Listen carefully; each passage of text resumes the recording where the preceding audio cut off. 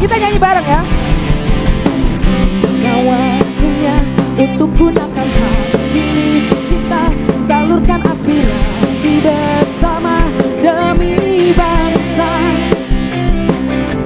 Demi percaya suara kita sangat berharga, menentukan arah masa depan Indonesia.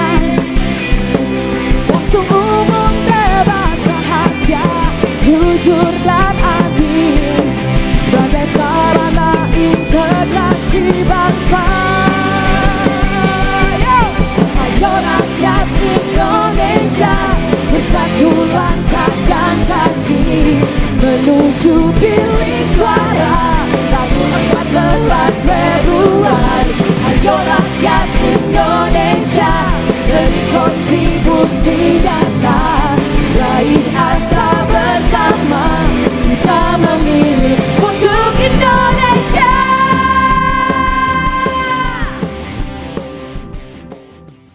Assalamualaikum warahmatullahi wabarakatuh rekan, ketemu lagi bersama Kim Mawar Putih, Kelurahan Kebonsari Kulon. Kali ini ada yang berbeda yang nantinya akan diinformasikan dari Kim Mawar Putih, yaitu tentang tata cara coklit data pemilih bagi Pantarlih pada pelaksanaan pemilu 2024, yang akan segera dilaksanakan pada bulan Februari tahun 2024. Sebelumnya kami ucapkan selamat kepada rekan-rekan yang sudah terpilih menjadi petugas pemutakhiran daftar pemilih yang ada di Kelurahan Kebonsari Kulon. Semangat untuk suksesnya pemilu 2024. Langsung saja rekan, pencocokan dan penelitian yang selanjutnya disebut coklit, adalah kegiatan yang dilakukan oleh PPDP dalam pemutakhiran data pemilih dengan cara mendatangi pemilih secara langsung. Sedangkan petugas pemutakhiran data pemilih yang selanjutnya disebut Pantarlih adalah petugas yang dibentuk oleh PPS atau PPLN untuk melakukan pendaftaran dan pemutakhiran data pemilih. Petugas Pantarlih berjumlah 1 orang pada tiap TPS dan berkedudukan di lingkungan TPS. Dengan begitu jumlah petugas Pantarlih tiap kelurahan sesuai dengan jumlah TPS. Pantarlih dalam melaksanakan tahapan pemutakhiran data-data pemilih bertanggung jawab pada panitia pemungutan suara. Untuk itu pada video kali ini, akan membahas tata cara coklit data pemilih bagi Pantarlih pemilu 2024 sebagaimana berikut. Tata cara coklit data pemilih pada prinsipnya bagi petugas Pantarlih atau PPDP terdiri 2 langkah, yakni penambahan dan pengurangan data pemilih. Dalam proses itu, tugas Pantarlih yang datang dari rumah ke rumah melakukan 3 langkah utama, yaitu mencatat, memperbaiki dan mencoret. A. Mencatat data pemilih. Petugas Pantarlih harus mencatat nama-nama warga pemilih yang telah memenuhi syarat, namun belum terdaftar dalam daftar pemilih yang saat ini disebut AKWK data pemilih. Selain itu juga mencatat nama-nama pemilih yang berkebutuhan khusus yang akan diisi dalam kolom disabilitas. Pencatatan terhadap pemilih memenuhi syarat atau MS, namun namanya belum ada dalam daftar pemilih itu terdapat beberapa variabel. Di antaranya adalah pemilih pemula yang telah berusia 17 tahun pada hari pencoblosan dan atau sudah menikah.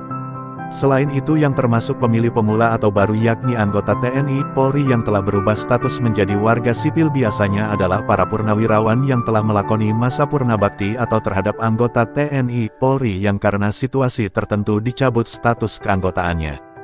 B. Memperbaiki data pemilih. Tugas kedua yang dilakukan oleh Pantarlih adalah memperbaiki data pemilih.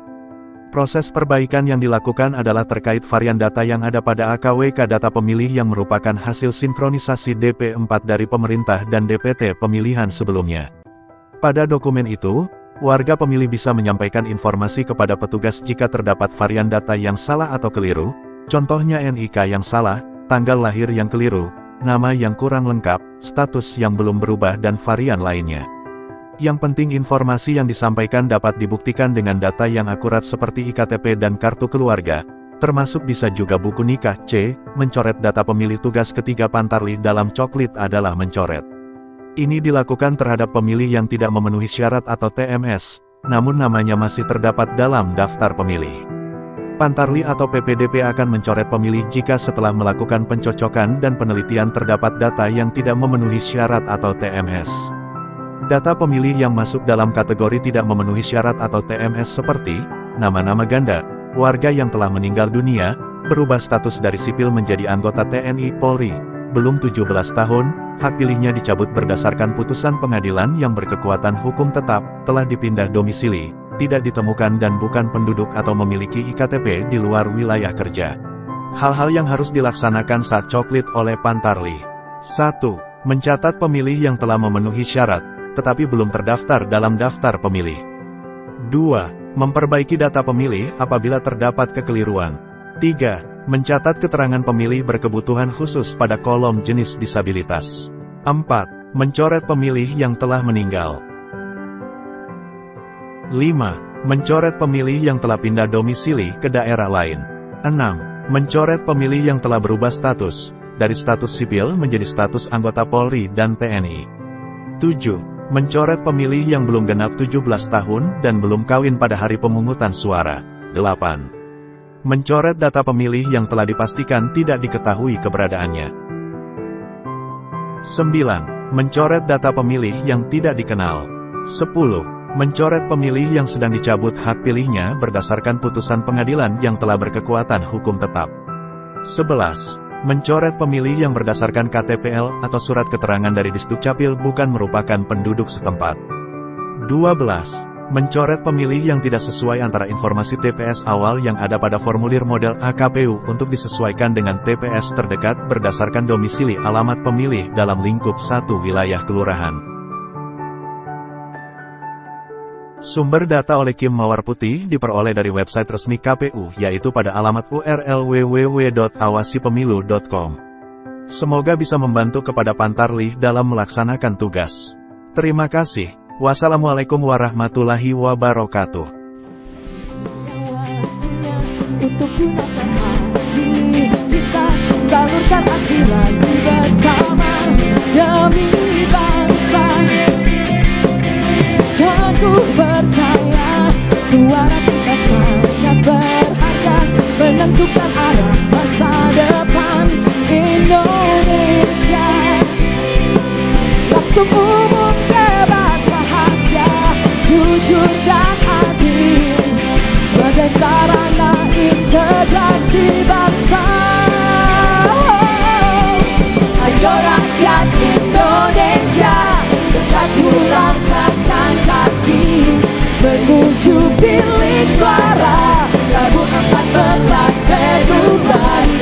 Ayo rakyat Indonesia, beri kontribusi nyata, raih asa bersama, kita memilih untuk Indonesia.